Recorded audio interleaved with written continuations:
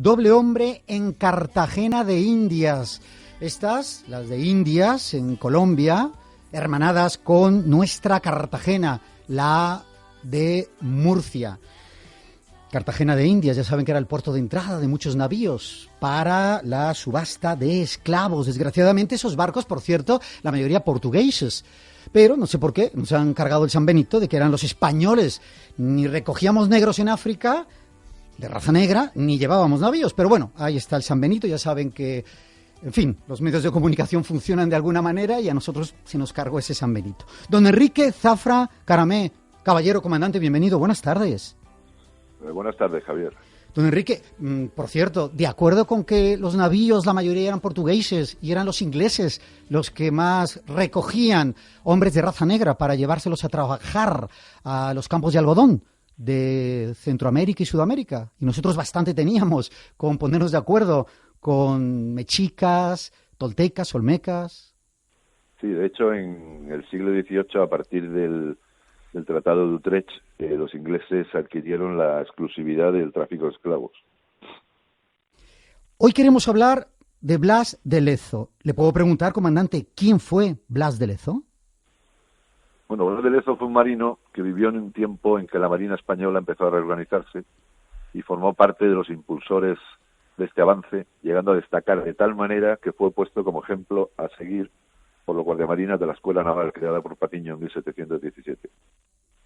Se distinguió desde su primera época en la Marina francesa, que tutelaba a la española, y tras ser herido con 15 años siendo guardiamarina en la batalla de Vélez Málaga, donde le fue amputada la pierna izquierda, llevó a cabo sucesivas acciones notables que le llevaron a ser teniente de navío con 18 años, capitán de fragata con 21 y capitán de navío con 24, una carrera meteórica en la que fue herido en innumerables ocasiones, quedando además de cojo, tuerto e impedido de un brazo. De ahí su apodo medio hombre. ¿Por qué Blas de Lezo vuelve a estar de moda en la sociedad civil en los últimos años, comandante?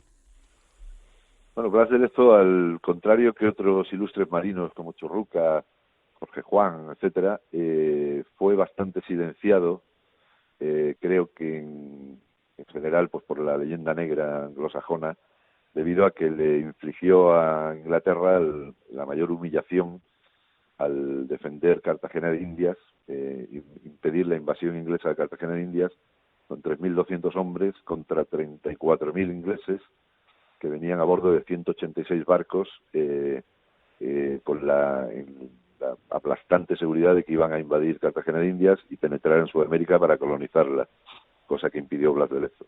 ¿El mal uso de su figura y de sus hazañas puede resultar tan contraproducente como haberlo tenido medio olvidado durante tantos años? Yo creo que no tanto. Lo importante es que se le conozca,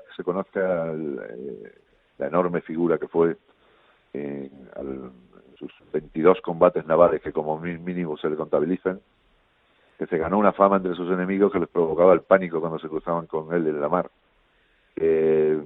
Más que falsedades, yo creo que se exagera un poco en ciertas cosas como frases que nunca dijo, pero yo creo que eso es del entusiasmo de quienes descubren la figura de Blas de Lezo como un héroe impresionante y lo magnifican.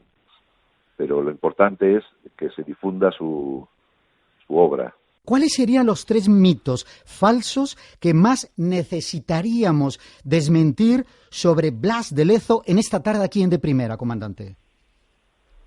Bueno, últimamente se ha criticado que Blas de Lezo bombardeó Barcelona, cuando no fue así.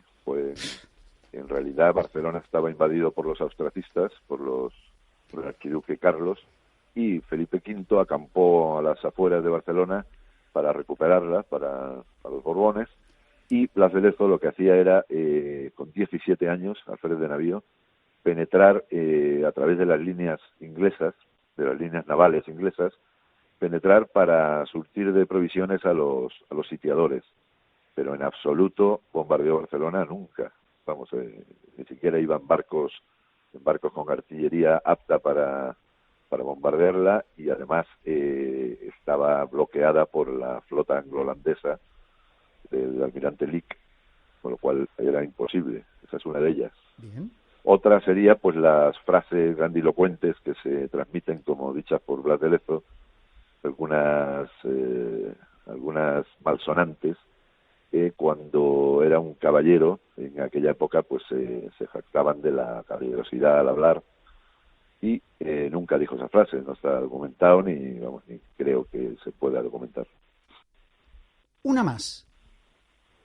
Si Una quiere, más, comandante. Pues, quizás sí, cuando murió Blas de Lezo, que tristemente ni se tiene localizado el cadáver, el virrey de Cartagena de Indias, con el cual tuvo muchas desavenencias durante la defensa de la ciudad, quiso atribuirse todo el mérito de la victoria y envenenó a Felipe V con múltiples noticias de que Blas de Lezo pues era un traidor, que era un subordinado, etcétera, etcétera, y consiguió que que Felipe V ordenara a Blas de Lezo volver a España para ser juzgado. Lo que pasa es que cuando la orden llegó a Cartagena de Indias, Blas de Lezo había muerto ya en septiembre de 1741 y no se pudo cumplir la orden. Comandante, no le entretenemos más. Muchísimas gracias por haber estado con nosotros. Gracias por esta charla que hemos mantenido, y suerte con esa biografía. Comandante, buenas tardes.